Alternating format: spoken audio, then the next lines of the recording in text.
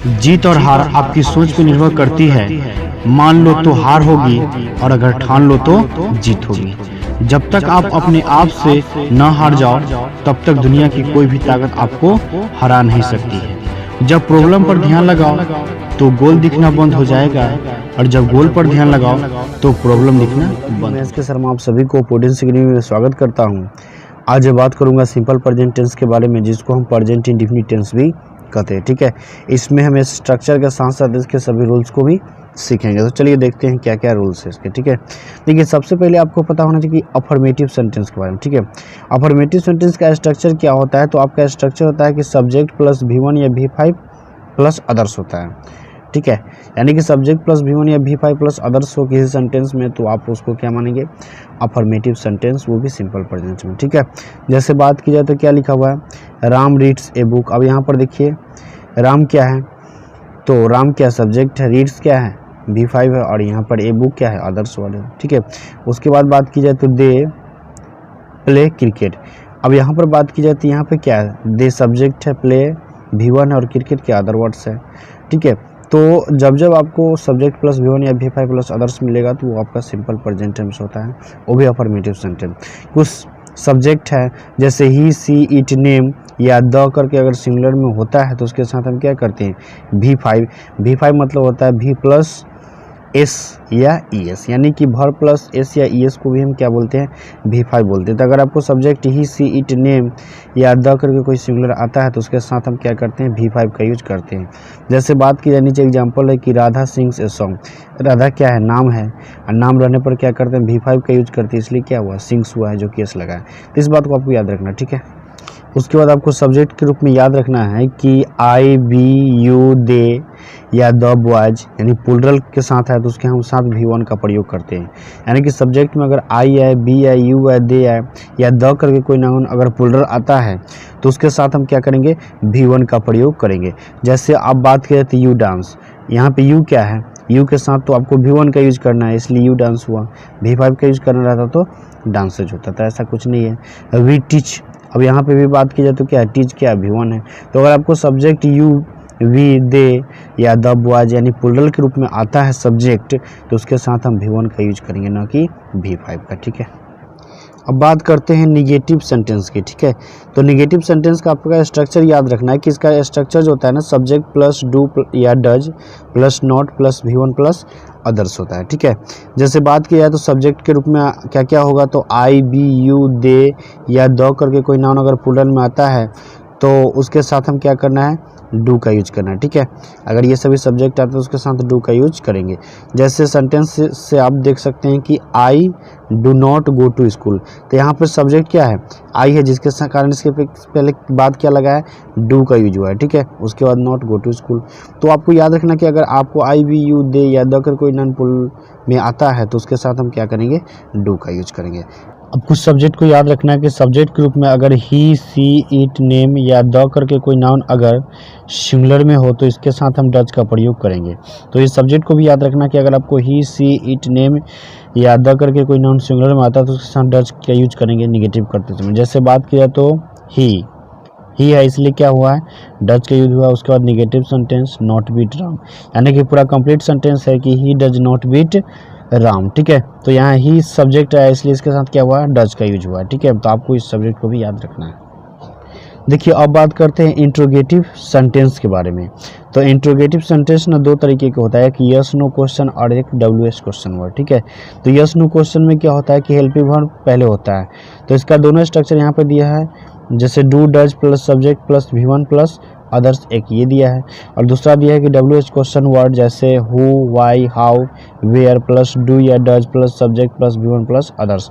तो ये आप दोनों स्ट्रक्चर को याद कर लेंगे। ठीक है, ये इंट्रोगेटिव सेंटेंस में प्रयोग किया जाता है। जैसे अगर बात की जाए तो डज ही बीट राम। ठीक है, डज ही बीट राम, तो यहाँ पे सब्जेक्ट ही है इसलिए इसके साथ क्या हुआ है? डज का यूज किया गया है। ठीक है, उसके बाद बात करो तो do I go to school. ठीक है, तो यहाँ पर सब्जेक्ट आई है इसलिए इसके साथ क्या हुआ है? डू का यूज हुआ, क्योंकि मैंने इससे पिछले वीडियो में आपको बताया। वहीं पे बात की जाए तो why does he beat Ram. अब यहाँ पर ध्यान दिया जाए तो क्या है कि ही है इसलिए इसके साथ क्या हुआ है? डज का प्रयोग हुआ है। अब यहीं पे बात की जाए तो where do they go, subject they है इसलिए इसके साथ क्या हुआ है, डू का प्रयोग हुआ है। तो आपका यहाँ पर मैं यही समझाना चाहता था कि इंट्रोगेटिव सेंटेंस जो होता है उसका स्ट्रक्चर या do does plus subject plus V1 plus others होता है, या WH question word plus do, या does plus subject plus V1 plus others होता है। आप इस बात को याद करें, ठीक है। तो चलिए देखते हैं कि इसका यूज कहाँ किया जाता है। जैसे use of simple present tense, ठीक है, सिंपल प्रेजेंट टेंस का हम यूज कहाँ कहाँ करते हैं।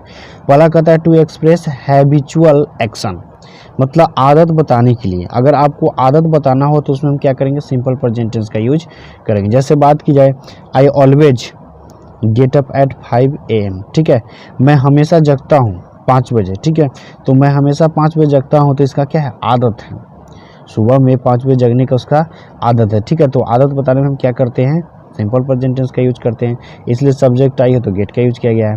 उसके बाद बात करता है कि they drink hot coffee every morning. अब देखिए एवरी मॉर्निंग आ गया, तो वे लोग क्या करते हैं कि ड्रिंक हॉट कॉफ़ी, मतलब वे लोग गर्म कॉफ़ी लेते हैं एवरी मॉर्निंग, प्रत्येक सुबह, तो वो लोग प्रत्येक सुबह गर्म कॉफ़ी लेते हैं। तो यहाँ पर अगर बात की जाए तो यहाँ पर आपको क्या दिख रहा है कि ये भी जो है आदत बताया गया है, ठीक है, उनका प्रत्येक सुबह गर्म कॉफ़ी लेने का आदत है, तो आदत बताया जा रहा है, इसलिए सब्जेक्ट दे है, इसलिए इसके साथ क्या कौन सा वर्ब यूज हुआ है, ड्रिंक, ठीक है। नेक्स्ट रूल है कि टू एक्सप्रेस यूनिवर्सल ट्रूथ, यानी सदा सत्य को व्यक्त करने के लिए, एक ऐसा कथन जो हमेशा सत्य है, वैसे कथन को व्यक्त करने के लिए भी हम क्या करते हैं, सिंपल प्रेजेंट टेंस का यूज करते हैं। जैसे बात की जाए तो काउ ईट्स ग्रास, अब यहाँ पे गाय घास खाती है, भाई गाय तो घास ही खाती है ना, गाय घास ही खाती है, तो यहाँ पे ये क्या है, सदा सत्य बात है कि सब दिन से गाय जो है ना वो घास खाती है, तो इसलिए यहाँ पे क्या होगा, सिंपल प्रेजेंट टेंस। अब यहाँ पर सब्जेक्ट काउज है इसलिए इट का प्रयोग हुआ, ठीक है। उसके बाद आयल फ्लोट्स ऑन वाटर, अब यहाँ पर बात की जाए तो आयल क्या है, आयल जो है आपका जिसको तेल बोलते हैं, ठीक है, तो ये फ्लोट्स ऑन वाटर, तो आयल क्या करता है, पानी पे तैरता है, तो ये सदा सत्य बात है, सब दिन से आयल क्या करता है, पानी पे तैरता है। तो जब भी आपको यूनिवर्सल ट्रूथ बताया जाता हो, ठीक है, तो उसमें हम क्या करेंगे, सिंपल प्रेजेंट टेंस का यूज करेंगे। उसके बाद कहता है टू एक्सप्रेस प्रोवर्ब्स, अगर आपको कहावतों को व्यक्त करना हो तो इसके लिए भी हम क्या करते हैं, सिंपल प्रेजेंट टेंस का यूज करते हैं। जैसे honesty is the best policy, तो ये भी एक क्या है, कहावत है, तो प्रोवर्ब्स को अगर व्यक्त करना हो तो इसके लिए भी हम क्या करेंगे, सिंपल प्रेजेंट टेंस का यूज करेंगे। जैसे यहाँ पे इज जो है वो क्या है, सिंपल प्रेजेंट टेंस के रूप में वर्ब का प्रयोग किया गया है, ठीक है। नेक्स्ट रूल है कि to express mental activity, emotion and feelings, ठीक है, mental activity, emotions and feelings को व्यक्त करने के लिए हम क्या करते हैं, सिंपल प्रेजेंट टेंस का यूज करते हैं, ठीक है। जैसे बात की जाए आई अंडरस्टैंड योर प्रॉब्लम, ठीक है, तो यहाँ पर आई अंडरस्टैंड योर प्रॉब्लम, तो यहाँ पर क्या है कि मैं आपकी प्रॉब्लम को समझता हूँ, ठीक है, ये एक प्रकार का क्या है, इमोशन है, ठीक है, कि मैं आपकी प्रॉब्लम को समझता हूँ, बहुत गहराई से समझता हूँ, तो ये एक इमोशन बताया जा रहा है। आई लव माई कंट्री, ठीक है, यहाँ पर बात की जाए तो ये भी एक प्रकार का क्या है, इमोशन है, या यूँ कहीं एक प्रकार का फीलिंग है। तो ये जो कंडीशन आपको बताया जा रहा है, ठीक है, तो आपको इस बात को याद रखना है कि भाई अगर आपको मेंटल एक्टिविटी बताया जाए, इमोशन बताया जाए या फीलिंग्स को बताया जाए, जो भी बताया जाता है आपको इन तीनों के साथ हम क्या करते हैं, यानी कि मेंटल एक्टिविटीज़, इमोशंस और फीलिंग्स, इन सभी के साथ हम सिंपल प्रेजेंट टेंस का यूज करते हैं। कुछ वर्ब्स दिए गए हैं जिसको आपको याद कर लेना है कि ठीक है, ये सभी वर्ब्स जो है वो आपका मेंटल एक्टिविटीज़, इमोशन और फीलिंग्स को बताता है, इसलिए इन सभी वर्ब्स का यूज हम सिंपल प्रेजेंट टेंस में ही करते हैं। जैसे वर्ब्स आपकी है see, hear, smell, look, seem, want, wish, feel, love, know, hate, prefer, desire, like, believe, agree, consider, trust, ये सभी ऐसे वर्ड्स हैं जिसका हम यूज जो है वो सिंपल प्रेजेंट टेंस में ही करते हैं। ये सभी वर्ड्स जो है आपका क्या करता है कि मेंटल एक्टिविटीज़, इमोशन और फीलिंग्स को बताता है। इसके साथ आईएनजी फॉर्म्स का यूज नहीं किया जाता है। इन सभी वर्ड्स को याद करना है क्योंकि ये सभी आपका सिंपल प्रेजेंट टेंस में ही होता है, ठीक है। नेक्स्ट रूल है कि टू एक्सप्रेस परमानेंट एक्शन, यानी अस्थायी कार्यकलाप को व्यक्त करने के लिए, जब भी हम अस्थायी कार्यकलाप को व्यक्त करते हैं तो उसमें हम क्या करते हैं, सिंपल प्रेजेंट टेंस का यूज करते हैं। मतलब एक ऐसी क्रिया जो पहले से चलता आ रहा है, ठीक है, जो पहले से चलता आ रहा है और आज भी हम वो कार्य करते हैं। तो वैसे कार्य में हम क्या करते हैं, सिंपल प्रेजेंट टेंस का यूज करते हैं। जैसे आई लिव इन पटना, मैं पटना में रहता हूँ, तो यहाँ पर क्या है, उसका रहने का जो कार्य वो अस्थायी रूप से है, ठीक है, वो अस्थायी रूप से पटना में रहता है, तो यहाँ पर सिंपल प्रेजेंट टेंस का यूज होगा। जैसे she runs A beauty parlour, वह ब्यूटी पार्लर चलाती है, तो यहाँ से अगर बात की जाए तो इसका अस्थायी कार्य क्या है, ब्यूटी पार्लर चलाने का, ठीक है, वो आज भी ब्यूटी पार्लर चलाती है। तो इस कंडीशन में जब भी अस्थायी कार्य बताया जाता हो तो उसमें हम क्या करेंगे, सिंपल प्रेजेंट टेंस का यूज करेंगे, ठीक है। नेक्स्ट रूल है कि टू एक्सप्रेस फ्यूचर प्लानेड प्रोग्राम, भविष्य में होने वाले कार्यक्रम या योजना को व्यक्त करने के लिए हम क्या करते हैं, सिंपल प्रेजेंट टेंस का यूज करते हैं। यानी कि एक ऐसा कार्यक्रम जो होगा भविष्य में, लेकिन उसकी प्लानिंग हम आज करते हैं, जिसके कारण उसके साथ हम क्या करते हैं, सिंपल प्रेजेंट टेंस का यूज करते हैं। जैसे सी गेट्स मैरिड, ठीक है, नेक्स्ट ईयर, वह जो है अगले साल शादी करेगा, तो वो शादी जो है वो अगले साल करेगी, वह शादी अगले साल करेगी, लेकिन उसकी चर्चा जो है, उसकी जो प्लानिंग चल रही है हम लोग आज कर रहे हैं, उसकी बात हम आज कर रहे हैं, इसलिए इसके साथ हम क्या करेंगे, सिंपल प्रेजेंट टेंस का यूज करेंगे।